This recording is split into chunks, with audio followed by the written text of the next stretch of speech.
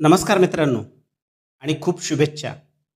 शेवटी एम-सी-सीने आपली ऑल इंडिया कोट्यासाठीची काउन्सिलिंग प्रोसेसचं टेंटेटिव्ह शेड्यूल आपल्या वेबसाईटवर टाकलेलं आहे. जे विद्यार्थी ऑल इंडिया कोट्यातून इतर राज्यांमध्ये मेडिकल कॉलेजमध्ये प्रवेश घेऊ इच्छितात किंवा ज्यांना डीम्ड युनिव्हर्सिटीजमध्ये ॲडमिशन घ्यायचे आहे, असे विद्यार्थी ऑल इंडिया कोटा काउन्सिलिंगमध्ये सहभागी होऊ शकतात. या संदर्भातला व्हिडिओ आधीच आपण टाकलेला आहे. या व्हिडिओमध्ये आपण एम-सी-सीच्या या टेंटेटिव्ह शेड्यूलबद्दल चर्चा करणार आहोत. विद्यार्थी मित्र, तुम्ही mcc.nic.in या वेबसाईटवर गेल्यानंतर तेथील UG मेडिकल या आयकॉनवर क्लिक करा. त्यानंतर तुमच्यासमोर UG मेडिकल काउन्सिलिंग अशा प्रकारचं हे पेज ओपन होईल. या ठिकाणी ई सर्व्हिसेस ऑब्लिक शेड्यूल या आयकॉनवर तुम्ही क्लिक केल्यानंतर एम-सी-सीचं टेंटेटिव्ह शेड्यूल जे आहे ते डाउनलोड होईल. ते ओपन केल्यानंतर तुम्हाला ऑल इंडिया कोट्यासाठीचं एम-सी-सीचं टेंटेटिव्ह शेड्यूलचं पूर्ण डिटेल्स तिथे माहिती पडेल. इथे ही PDF ओपन झाल्यानंतर आपल्याला असं दिसतं की ऑल इंडिया कोट्यासाठीचं काउन्सिलिंग एम-सी-सी 14 ऑगस्टपासून तर 30 ऑक्टोबरपर्यंत ही 2.5 महिन्याच्या कालावधीमध्ये ही प्रोसेस पूर्ण करणार आहे. या 2.5 महिन्यामध्ये एम-सी-सी ऑल इंडिया कोट्यासाठीचे 4 राऊंड कंडक्ट करणार आहे.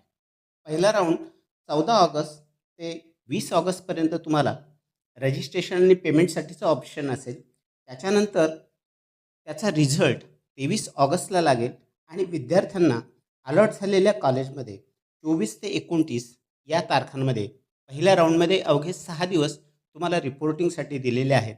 या कालावधीमध्ये तुम्हाला रिपोर्टिंग करावं लागेल.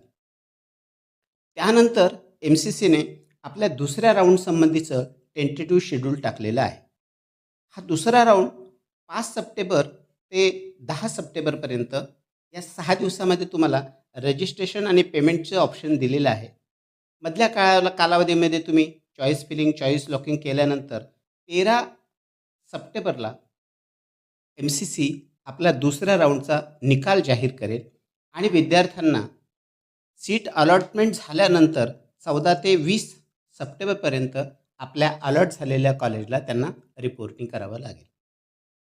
यानंतर एम-सी-सी आपला तिसरा राऊंड 26 ते 2 ऑक्टोबरच्या दरम्यान विद्यार्थ्यांना रजिस्ट्रेशन आणि पेमेंटसाठीचं ऑप्शन दिलेलं आहे.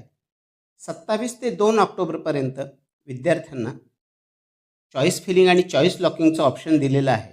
शेवटी 5 ऑक्टोबरला आपला रिझल्ट एम-सी-सी डिक्लेअर करेल आणि विद्यार्थ्यांना 6 ऑक्टोबर ते 12 ऑक्टोबरच्या दरम्यान आपल्याला अलॉट झालेल्या कॉलेजला रिपोर्टिंग करावं लागेल.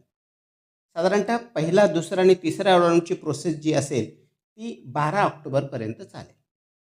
यानंतर एम-सी-सी आपला शेवटचा स्टे व्हॅकन्सी राऊंड 16 ऑक्टोबर ते 20 ऑक्टोबर ह्या दरम्यान एम-सी-सीने यावेळी रजिस्ट्रेशन आणि पेमेंटची सुविधा पहिल्यांदा उपलब्ध करून दिलेली आहे.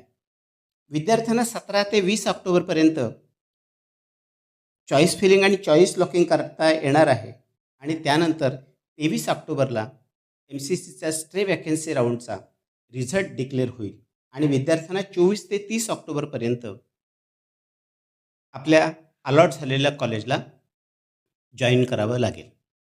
त्याच्या संबंधीचे नियमांचा व्हिडिओ मी पुन्हा टाकेलच, परंतु साधारणतः पहिल्या राऊंडपासून तर स्टे व्हॅकन्सी राऊंडपर्यंतचा हा टेंटेटिव्ह शेड्यूल जे आहे ते तुमच्या लक्षात आलं असेल. हे पूर्ण शेड्यूल पाहिल्यानंतर एम-सी-सीने खाली एक नोट टाकलेली आहे की गव्हर्नमेंट सुट्ट्या किंवा ज्या काही इतर सुट्ट्या असतील, कालावधी मर्यादित आहे हे लक्षात घेऊन एम-सी-सीने त्या दिवशी देखील ती प्रोसेस सुरू ठेवलेली आहे. त्यामुळे आपणास ह्या सगळ्या प्रोसेस त्या दिलेल्या कालावधीमध्ये पूर्ण करायच्या आहेत. विद्यार्थी मित्रांनो, हा व्हिडिओ तुम्हाला आवडला असेल तर लाईक करा, शेअर करा आणि सबस्क्राईब करायला विसरू नका. कारण यानंतरच्या व्हिडिओमध्ये मी जे एम-सी-सीचे नवीन रूल्स आलेले आहेत रजिस्ट्रेशन आणि याच्या संदर्भात त्याच्यावरचा एक व्हिडिओ मी लवकरच टाकेन. धन्यवाद. शुभेच्छा.